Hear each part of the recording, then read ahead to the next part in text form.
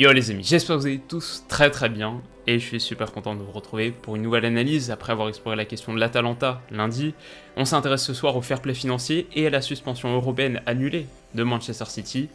Qu'est-ce que tout cela signifie ?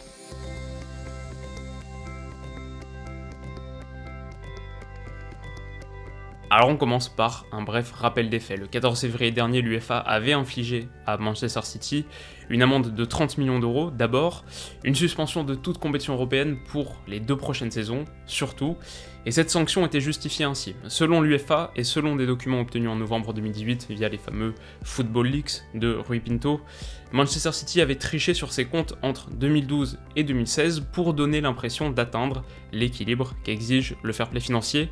Plus grave encore, le club, en refusant de collaborer, n'avait pas permis à l'UEFA de mener une enquête approfondie. Donc ça, c'était le 14 février, 5 mois plus tard, presque jour pour jour, puisqu'on l'a appris officiellement lundi matin, 9h30, le tribunal arbitral du sport, auprès duquel Manchester City avait fait appel, a rendu son jugement, qui est le suivant: amende réduite de 30 à 10 millions d'euros, et surtout, annulation de l'exclusion des compétitions européennes. C'est une décision très forte et très lourde de conséquences, on va y revenir bien sûr, mais notons d'abord peut-être que c'est une décision qui exonère pas complètement Manchester City. L'amende de 10 millions d'euros est justement là pour le signifier, et elle vient sanctionner, selon le tribunal arbitral du sport, elle vient sanctionner l'absence de coopération du club avec l'UEFA. D'ailleurs, dans son communiqué, le TAS explique qu'au regard des ressources financières de Man City, ils auraient pu coopérer dans cette enquête s'ils en avaient eu l'envie, et qu'au regard du pouvoir d'investigation très limité de l'UEFA, sans coopération, il ne peut pas raisonnablement y avoir d'enquête. Donc au vu de tout ça, pour eux, une amende sévère était justifiée, 10 millions d'euros,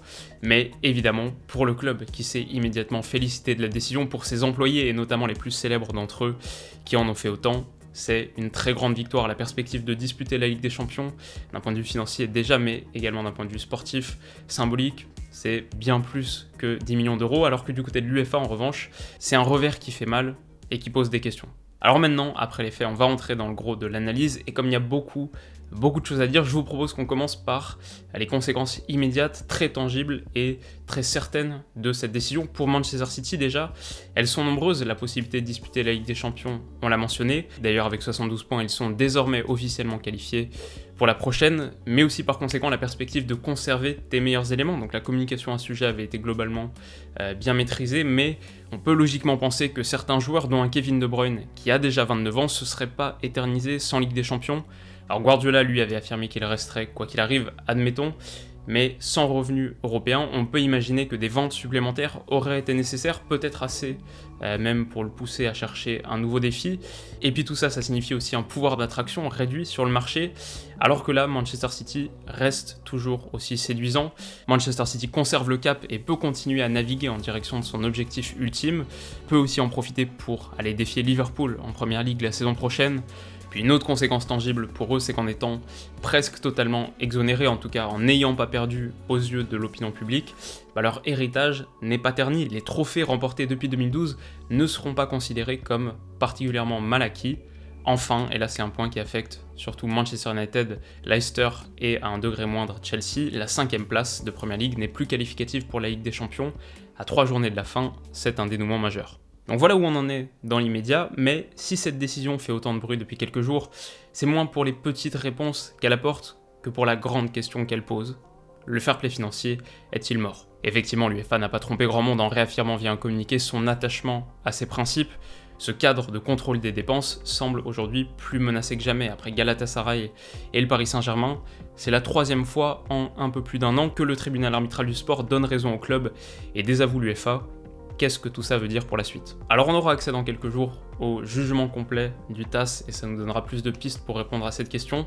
Mais en attendant, je dirais pas que les principes fondamentaux du fair play financier ont été absolument mis à mal. Je dirais pas que cette décision est une forme d'arrêt Bosman 2.0 qui rebattrait totalement les cartes, et contrairement à ce qu'on peut entendre ici et là, le fair play financier n'a pas été rendu ou jugé illégal. Et donc si on devait décrire l'exonération de Man City, on dirait sans doute que c'est là une fissure de plus qui vient souligner la difficulté d'appliquer le fair play financier et qui vient souligner également les moyens limités de l'UEFA pour le faire respecter. Donc pour répondre à notre question, le fair play financier n'est peut-être pas mort, mais, et c'est sans doute encore pire, il est appelé à devenir de plus en plus insignifiant.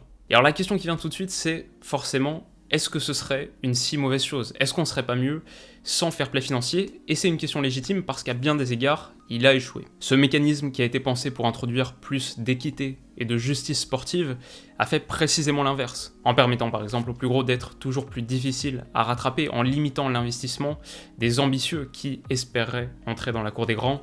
Si Javier Tebas, le président de la Liga, a réagi en condamnant fermement la décision du tribunal arbitral du sport, si le Barça s'était publiquement déclaré favorable au maintien des paramètres du fair play financier, si Andrea Agnelli de la Juve avait appelé à une sanction contre le PSG, c'est bien parce que les clubs les plus puissants bénéficient d'un cadre qui limite les dépenses de ceux qui veulent les défier. Mais le truc, c'est que le fair play financier a aussi une autre dimension qui, elle, est un grand succès. C'est bien sûr l'assainissement des finances des clubs européens dans leur ensemble. Au début des années 2010, leur bilan comptable cumulé donnait un total d'1,6 milliard d'euros de pertes.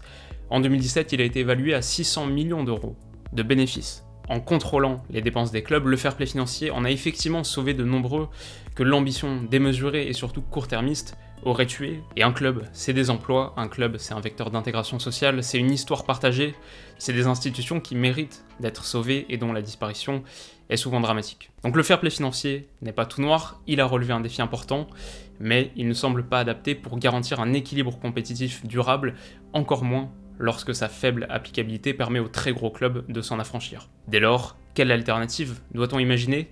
Et pour répondre à ça, je pense que la vraie question c'est à quoi est-ce qu'on veut que notre foot ressemble? Est-ce qu'on veut un football aristocrate, où la même caste de 10 clubs continue à dominer sans relâche au niveau national et continental, mais qui est aussi le garant de grandes histoires, d'institutions mythiques, légendaires? C'est tout un package. Et donc, est-ce qu'on veut ce football de l'Olympe, ou est-ce qu'on veut un football plus démocrate, plus équilibré, peut-être moins libre aussi, mais où les plus petits peuvent tirer leur épingle du jeu, où tout n'est pas mis en place pour maintenir le statu quo des puissants?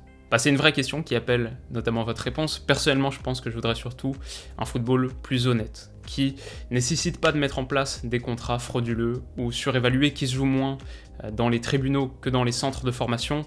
Je pense qu'il faut effectivement un mécanisme plus adapté de contrôle des dépenses qui permettrait aux clubs de se distinguer et de connaître le succès grâce à leurs choix sportifs plus que par leur accumulation de richesses. Mais ça ressemble à une forme de salary cap qui lui serait très difficile à implémenter en dehors d'une ligue fermée qui, elle, justement, viendrait renforcer, créer, consacrer d'autres inégalités, d'autres injustices. Donc, le puzzle du foot européen est extrêmement complexe à résoudre, il mérite une meilleure gouvernance. En tout cas, voilà les amis, c'est la fin de cette courte analyse, et j'espère bien sûr qu'elle vous aura plu. Beaucoup de choses à dire sur le fair play financier, j'en avais fait une vidéo il y a quelques temps, si vous voulez revenir sur les bases, je vous mettrai le lien en commentaire, et j'ai aussi fait une vidéo l'été dernier au sujet de la fameuse ligue fermée qui pourrait voir le jour d'ici quelques saisons, ça pourrait vous intéresser. En tout cas, si celle-ci vous a plu, n'hésitez pas à mettre un petit pouce bleu sur l'analyse de lundi où je parlais de l'Atalanta, votre fort soutien a permis de mettre la vidéo dans les tendances de YouTube France, ça m'a fait très plaisir. Merci. Si vous voulez pas rater la prochaine, vous pouvez aussi vous abonner à la chaîne. 350 000 abonnés bientôt. On en est très très proche. Alors quoi qu'il en soit, et de notre côté, on se retrouve très vite pour la suite. Peut-être demain avec les 10 infos du jour. Ce week-end, en tout cas pour suivre avec le mercato idéal de l'OM. Gros programme. D'ici là, comme d'habitude, je vous souhaite de passer une excellente soirée. Prenez soin de vous surtout. Et on se dit à bientôt. Bisous.